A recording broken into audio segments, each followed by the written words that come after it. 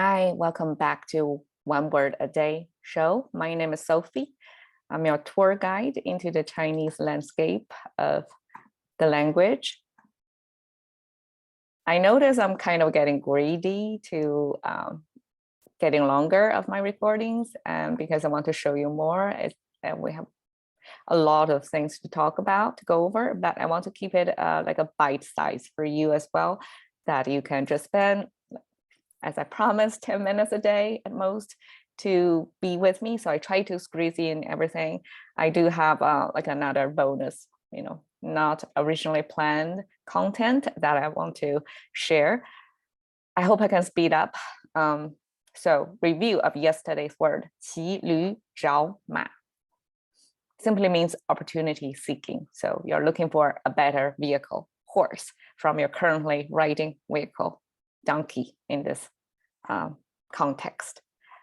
So today, I want to continue with the story of donkey and horse. I mean, they are two commonly seen animals in the old life over there. And the horse are more like, companion to warriors in the battlefield back then. And donkey is more like a domestic. It's helpful. It's supportive of domestic production. And today's phrase is not, classical, not elegant looking, not elegant sounding or meaning, actually. It's just a funny way I would put it in the humor, because, Chinese probably to the outsiders mostly poker faced. We don't really have much emotions showing on the appearance. I'm the atypical. I have a lot of facial expressions, but in Chinese culture there are moments, and sometimes captured in our language as well, of this funny expressions, to try to make sense or make meaning. And sometimes the humor helps, right? So 驴唇不对马嘴. So we have donkey here, we have horse here. We skipped that part. Okay, the new things today. 唇 simply means lips.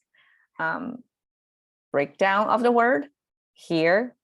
The box, the rectangular looking thing, means mouth. Very straightforward, right? We don't have circles in the language, so everything, the best I can come up to the shape of a mouth is a rectangle, just like that.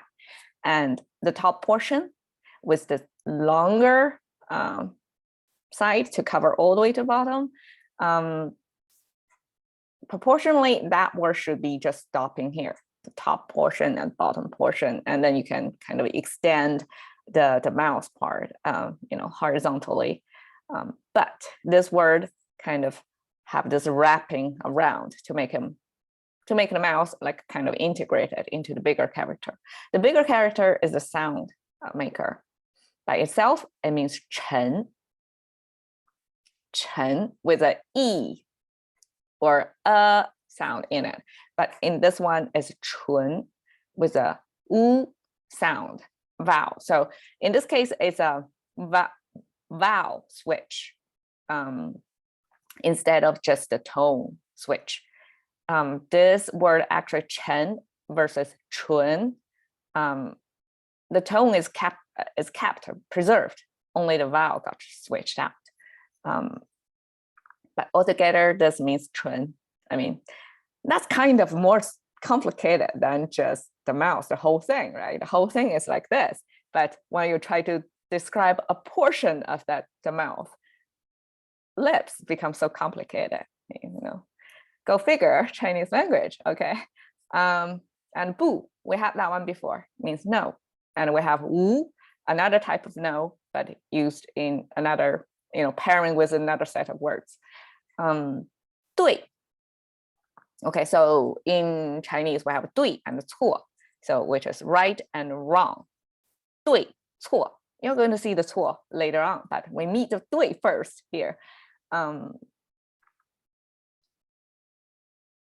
对 can be taken in two ways. One is it's correct, right? Which is a judge of something. And then another one is a verb, which means matches. So it's like, imagine you have this, and you match it, like perfectly pair them together. That's 对. So in this situation, it's the second meaning. It means match, something well fit. It's like fitness of the model. So this is a well fit of the two structures. Well, but we have a negation here, right? So it's like not a good fit. 马嘴 嘴 also you see this rectangular shape, but because it's put on the left side, so proportion wise it changed to vertically elongated rectangle versus the horizontally elongated over here, right? But both of them are meaning makers. That means the mouse. And it's even more complicated. The whole thing means mouse. The left side means mouse. So I guess that's just a more technical mouse. But it got 3 parts. The top part means this, pronounced as 子. And then the bottom means corner. So this corner of mouth. So I guess it's like you can frame it like this, like this corner of your mouth, the whole thing, but it turned out to be indicating the mouth by itself. 嘴. So I would say the whole structure, 3 of them all together are meaning makers. And they mean the same thing on the left hand. So I don't think that we know. Oh, okay. So this is just an image, a cute horse, to say, okay, to give an image, try to remember we're talking about the mouth of the horse. When you try to put the lips of a donkey onto it, of course, it's not going to be matched. And in the English expression, I find, okay, square peg in a round hole. Probably that's the closest, we can get to express this sense of mismatching between 2 objects, or, in this case, it's like parts of 2 animals, like they cannot be matched. And by now you probably think, okay, we are riding on a donkey looking for horse. We're trying to match a donkey's lips to horse's mouth. It seems like we are just painting donkey as inferior to a horse, which is more superior, but not exactly the case. Chinese do allocate a well-known phrase to donkey. So here I want to show you donkey is appreciated as the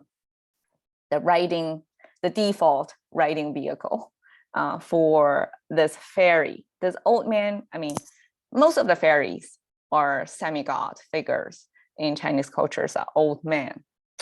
We're talking about white man supremacy. Yeah, we have old man supremacy in Chinese culture back then. Sorry, I'm not trying to be political or anything, but just to find this moment of funniness so that you can remember that this old man is actually one of the best respected figures because he's very knowledgeable. He knows heaven and the globe, the earth. He's very intelligent and informed by riding on the donkey looking backwards. So reverse riding. This is a signifier of he is looking backwards. So he is looking at where he came from. The meaning of that is someone becomes so knowledgeable, so well informed by keep looking where he came from. So respecting your past, remembering your past, learn from your past is the lesson here. Just by this image captured on this old man, old wise man riding on the donkey reverse way. So there we go, donkey in our culture. I hope you enjoyed today's show, and I hope I made it on time, and see you next time. Thank you for being with me. Thank you for your time.